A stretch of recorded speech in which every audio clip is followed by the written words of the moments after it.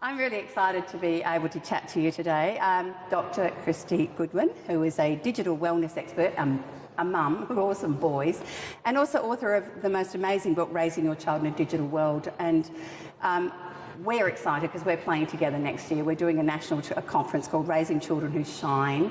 And I wanted to talk to you, just ask a couple of questions so that people can see why I've invited you on to my team.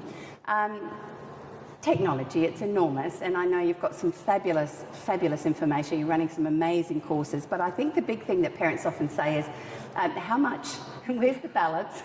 Is there one, and does it differ at different ages? So what do you reckon? That is the number one digital dilemma facing parents, and it's the million-dollar question.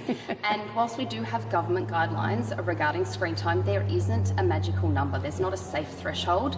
I think the guidelines are sort of a baseline measure that can give us some foundation as to what might be okay.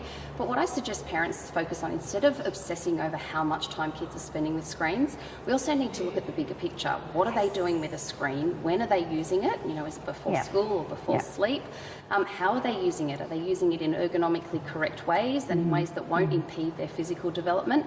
And also look at what it's displacing. What's the opportunity cost? You know, every hour with an iPad is an hour not spent running around outside, hanging upside down from a tree. So there's no magical formula. I often talk about balancing screen time with green time. I love that as a nature play advocate. It's so important, and I think for parents, if we can follow some of those guiding principles, we can ditch what I call the techno guilt. We worry about our kids spending too much time with screens. Heavens. And rest assured that if we're balancing the screen and the green, that they will be okay. And I think there's one thing that lots of parents talk about, and I think you name it the techno-tantrum. And I mean, tantrums are a normal thing when children don't get what they want. But so can you kind of explain why your child goes a little bit psycho when you take off something that they're doing? Because it's kind of a normal response. It is. It's actually, I give parents a lot of reassurance, and I say when your child throws the techno-tantrums, it's a sign of a typical neurobiological response.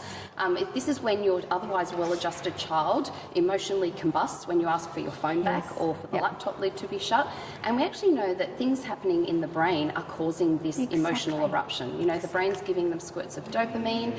They enter something called the state of insufficiency, so they never ever feel done. So when you pry the remote control out of their hands or the gaming console, you are disrupting a whole lot of neurobiological responses, hence the cockroach tantrum that ensues. And it's not just your 2 and 3-year-old that's throwing techno-tantrums.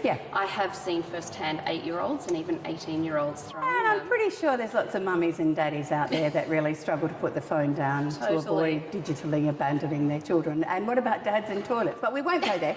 So, Kristy, I can't wait for us to play next year in March. First in Perth, then Brisbane, then Sydney. So I can't wait to hear the rest of what you're going to share with us. So brilliant. Thank you so much. Pleasure. Thrilled to be involved.